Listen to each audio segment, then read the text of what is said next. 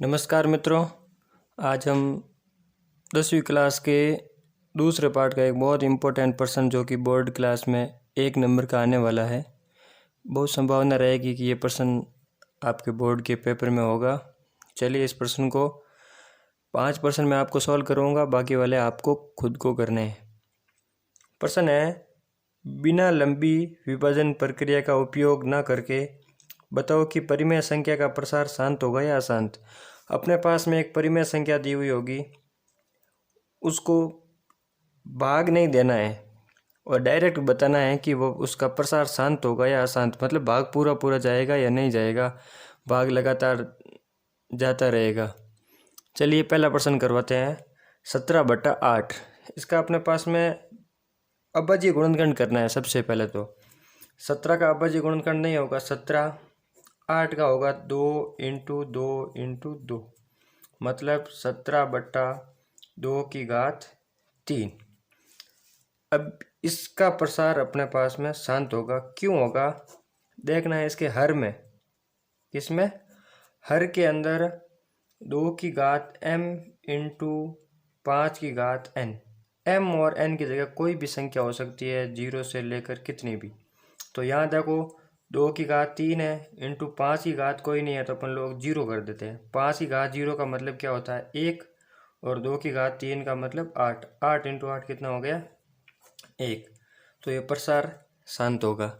या फिर सीधी ट्रिक है, इसकी घात या तो 2 के गुणा में होनी चाहिए या 5 के गुणा में होनी चाहिए। 2 या 5 के अलावा कोई भी संख्या है तो पूरा पूरा भाग नहीं जाएगा। चलिए दूसरा प्रश्न करवाते हैं। 125/441। अब 125 का तो देखो 5 × 5 × 5, और 441 का होगा 3 × 3 × 7 × 7। अब देखिए दोस्तों, इसके अंदर न तो 2 की घात है न 5 की घात है। 2 की घात m × 5 की घात n नहीं है, तो इसका प्रसार क्या होगा अशांत होगा। चलिए तीसरा प्रश्न करवाते हैं। 7/80। 7/80 का क्या हो जाएगा 2 × 2 × 2 × 2 × 5। 5 दूनी 10, 10 दूनी 20, 20 दूना 40, 40 दूना 80। सही है। चलिए 7/2 की घात 1 2 3 4 × 5 की घात 1। ये देखिए 2 की घात m × 5 की घात n में है या नहीं है, तो इसका प्रसार क्या होगा शांत। आगे वाला देखिए 243। 243 में क्या होगा, ये 243 का अपन लोग अभाज्य गुणनखंड करेंगे तो 7 × 7 × 7 आएगा, और नीचे क्या है 2 की घात 3 × 5 की घात 2 × 7 की घात 3। अब देखिए दोस्तों, 7 ऊपर भी 7 की घात 3 है और नीचे भी 7 की घात 3 है, तो ये क्या हो जाएगा आपस में कैंसिल, कट जाएगा। ऊपर क्या रहेगा 1 और नीचे क्या रहेगा 2 की घात 3 × 5 की घात 2। देखिए ये आ गया 2 की घात m × 5 की घात n। सही है, तो प्रसार इसका क्या होगा शांत होगा। इस प्रश्न का बहुत ध्यान रखें, ये प्रश्न इम्पोर्टेंट है और एक प्रकार का अपवाद भी है, क्योंकि इसके अंदर अपन डायरेक्ट देख लेते हैं 7 आ गया तो इसका मतलब अशांत होगा, जबकि ऐसा नहीं है, क्योंकि 343 का अभाज्य गुणनखंड 7 × 7 × 7 होगा, फिर वो आपस में कैंसिल आउट हो जाएगा। तो इस बात का विशेष ध्यान रखें।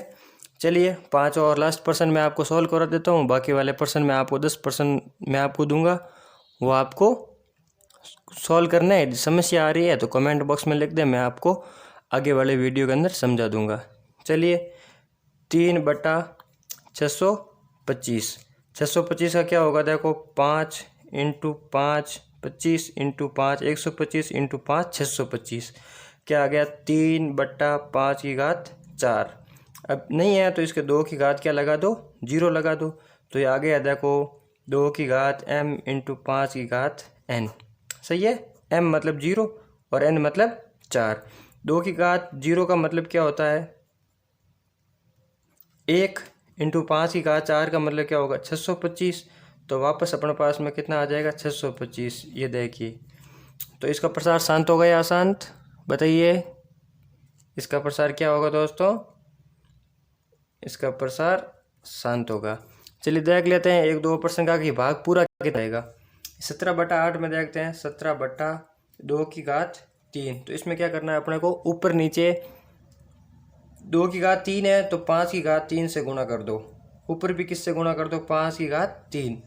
तो देखो ऊपर हो जाएगा 17 × 5 की घात 3 मतलब 125 और नीचे क्या हो जाएगा 2 की घात 3 है 5 की घात भी 3 है, इसका मतलब 10 की घात 3 हो जाएगी। 10 की घात 3 का मतलब क्या हो जाएगा 1000। 125 और 17 को गुणा करने के बाद 3 संख्या बाद में पॉइंट लगा देना, 1 2 3, 3 संख्या बाद में पॉइंट लगा के आपको काउंट कर लेना है। तो ये अपने पास में आ जाएगा कि सर पूरा पूरा भाग जा रहा है।